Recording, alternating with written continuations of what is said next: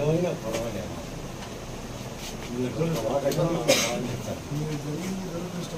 Police station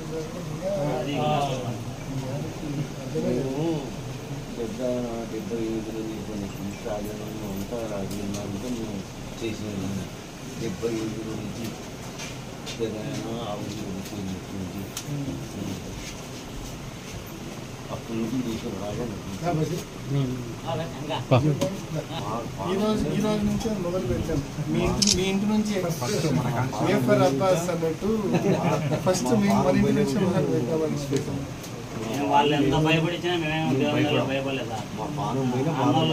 last నేను 1వ తేదీ పింఛన్ కానీ వెళ్ళలేదు సార్. ఆయన మళ్ళీ అన్నోళ్ళు ఫోన్ చేసి రావన్న ఇద్దరు రాజన్న ఫోన్ చేసి లాస్ట్ సాయంత్రానికి ఇచ్చినారు. ఈ నెల కానీ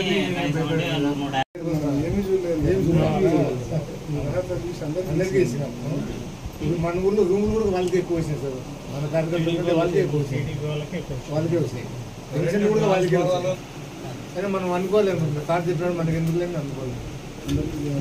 ఊర్లలో మనకు ₹1 కార్యకర్తలు వచ్చే పలానా చెవారి పడింది, పలానా ఉన్నారు, చిన్న పలానా ఉన్నారు, మనం చేసి జరిగింది సార్. డైరెక్ట్ చేసినా ఊళ్ళో నాయకులకు విలువ లేకుండా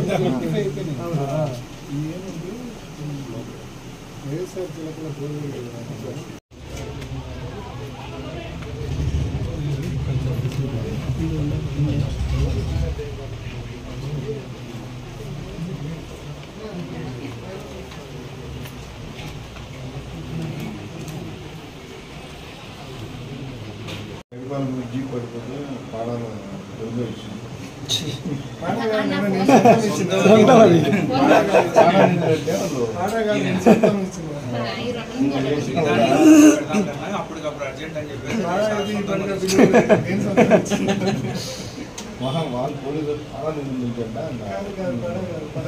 ప్రియతమ నాయకుడు శ్రీ వైఎస్ జగన్మోహన్ రెడ్డి గారి పిలుపు మేరకు, ఆదేశాల మేరకు రాష్ట్ర వ్యాప్తంగా ఇప్పుడున్న ఈ అధికార పార్టీ తెలుగుదేశం పార్టీ అధికారంలోకి వచ్చినప్పటి నుంచి గడిచిన 6 వారాలుగా వైఎస్ఆర్ కాంగ్రెస్ పార్టీ కార్యకర్తల మీద ఏదైతే దాడులు జరుగుతూ ఉన్నాయో అటువంటి గాయపడ్డ కార్యకర్తల ఇళ్ల వద్దకు వెళ్ళి వారిలో ధైర్యం నింపండి, వారికి భరోసా ఇవ్వండి అని చెప్పి ఏదైతే జగన్మోహన్ రెడ్డి గారు స్టేట్ వైడ్ కాల్ ఇచ్చారో అందులో భాగంగా ఇవాళ సింహాదిపురం మండలంలో మరి తెలుగుదేశం అధికార పార్టీ కార్యకర్తల దాడుల్లో గాయపడ్డ అబ్బాస్ గారిని ప్రతాప్ రెడ్డిని కానీ వల్లీని కానీ వీళ్ళందరి గృహాలు మరి వీళ్ళందరి ఇళ్ళు మరి విజిట్ చేయడం జరిగింది. నాతో పాటు ఈ మండలంలోని నాయకులు అందరూ కూడా వచ్చి ఈ 3 కార్యకర్తల యొక్క ఇళ్ళకు పోవడం జరిగింది. వీళ్ళకు ఒక భరోసా ఇవ్వడం జరిగింది. పార్టీ అధ్యక్షుడి తరపున జగన్మోహన్ రెడ్డి గారి తరపున వీరికి ఒక ధైర్యం ఇవ్వడం జరిగింది. ఎటువంటి సమస్య వచ్చినా మేమంతా ఉన్నామని చెప్పి వీరికి స్పష్టంగా చెప్పడం జరిగింది. మరి ఈ నేపథ్యంలో నేను ఒకటే కోరుతా ఉన్నా, ఈరోజు రెడ్ బుక్ రాజ్యాంగం అని చెప్పి సాక్షాత్తు ముఖ్యమంత్రి కొడుకే మాటిమాటికి రెడ్ బుక్ రాజ్యాంగం అని చెప్పి కేవలం కక్షపూరిత రాజకీయాలు రాష్ట్రంలో చేస్తూ ఉన్నారు. ఒక్క వైఎస్ఆర్ జిల్లాలోనే 100 మంది కార్యకర్తల మీద దాడులు జరిగాయి. రాష్ట్ర వ్యాప్తంగా 1000 మంది కార్యకర్తల మీద దాడులు జరిగాయి.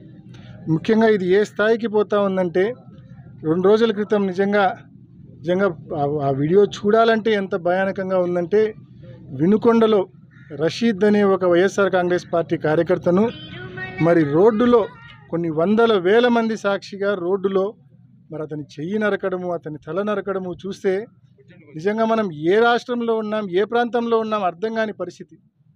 అదే కాకుండా ఇదే పులివెందుల నియోజకవర్గంలో వేంపల్లెలో మరి వేంపల్లెలో అజయ్ కుమార్ రెడ్డి అనే ఒక కార్యకర్త వేంపల్లెలో జగన్మోహన్ రెడ్డి గారు కూడా అతన్ని పరామర్శించడం జరిగింది. కడప రిమ్స్కి వెళ్ళి అజయ్ కుమార్ రెడ్డిని హాకీ స్టిక్స్ తీసుకొని తెలుగుదేశం కార్యకర్తలు దాదాపు 20 మంది గుమ్మికూడి కనీసం 50-60 దెబ్బలు హాకీ స్టిక్స్తో కొట్టి హాకీ స్టిక్స్ ఇరిగిపోతే బండరాలతో అతని తలకాయ మీద గాయాలు చేయడం జరిగింది.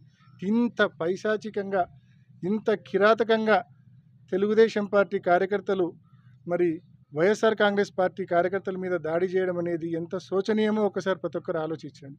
నిజంగా ఈ మాదిరే గడిచిన 5 ఏళ్ళు మేము ఉన్నింటే ఈ పార్టీకి తెలుగుదేశం పార్టీకి కార్యకర్తలు ఉండేవాళ్ళు కాదు. మేము ఏ రోజు ఆ మాదిరి బిహేవ్ చేయలే, ఏ రోజు మా నాయకత్వం అటువంటి ప్రోత్సహించలే.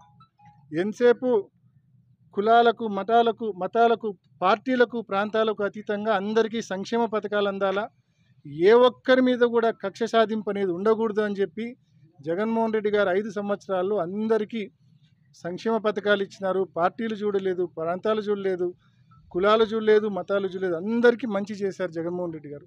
మరి ఇవాళ వీళ్ళు వచ్చినప్పటి నుంచి రెడ్ బుక్ రాజ్యాంగం అంట. నేను వీళ్ళకి మనవి చేస్తూ ఉన్నా, మీ రెడ్ బుక్ రాజ్యాంగం పక్కన పెట్టండి. డాక్టర్ బిఆర్ అంబేద్కర్ గారు రచించిన రాజ్యాంగాన్ని అమలు చేయండి. కాన్స్టిట్యూషన్ ఆఫ్ ఇండియా బుక్ను చేతిలో పట్టుకొని తిరిగితే సరిపోదు, దాన్ని ఆచరణలో పెట్టాలని చెప్పి ప్రభుత్వాన్ని నేను మనవి చేస్తూ ఉన్నా. ఈ కూటమి ప్రభుత్వాన్ని నేను మనవి చేస్తూ ఉన్నా. స్వేచ్ఛగా మనిషి బ్రతకడం అనేది మరి కాన్స్టిట్యూషన్లో ఉన్న ఒక ప్రాథమిక హక్కు. ఆ హక్కును లోకేష్ తాలూకు, చంద్రబాబు తాలూకు ఈ రెడ్ బుక్ రాజ్యాంగం ద్వారా ఆ హక్కును హరిస్తూ ఉన్నారు, ఆ హక్కును కలరాస్తూ ఉన్నారు. మరి ఈ దాడులు ఆగాల, పాలన నిజంగా గాడిలో పడాలా. నిజంగా ఇవాళ మనం ఒకసారి చూస్తే శాండ్ విషయం ఒకసారి చూడండి. పులివెందుల హెడ్ క్వార్టర్లో దాదాపు మరి 60-70 వేల టన్నుల శాండ్ పులివెందుల హెడ్ క్వార్టర్ డిపోలో, శాండ్ డిపోలో ఉన్నింది. కౌంటింగ్ పూర్తయి జూన్ 4వ తారీఖు. మరి వీళ్ళ పాలసీ వచ్చింది జూలై 8, అంటే 34 రోజుల వ్యవధి వీళ్ళ శాండ్ పాలసీ రావడానికి. ఈ 34 రోజుల వ్యవధిలో అక్కడ కనీసం 10 ట్రిప్పుల శాండ్ కూడా లేకుండా మొత్తం 70,000 టన్నుల శాండ్ను వీళ్ళు కార్యకర్తలు, తెలుగుదేశం కార్యకర్తలు దోపిడీ చేయడం జరిగింది. ఈ మాదిరి ఒకడేమో మైన్సుల మీద పడతాడు, ఒకడేమో ఇసుక మీద పడతాడు, ఒకడేమో బార్ల మీద పడతాడు.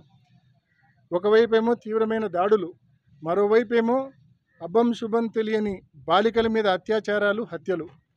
ఇంత ఘోరాతి ఘోరంగా రాష్ట్రంలో పాలన ఎలా ఉందో ఒక్కసారి ప్రతి ఒక్కరు చూడాల్సిన అవసరం ఉంది. ప్రతి ఒక్కరు కూడా నిజంగా ఖండించాల్సిన అవసరం ఉంది.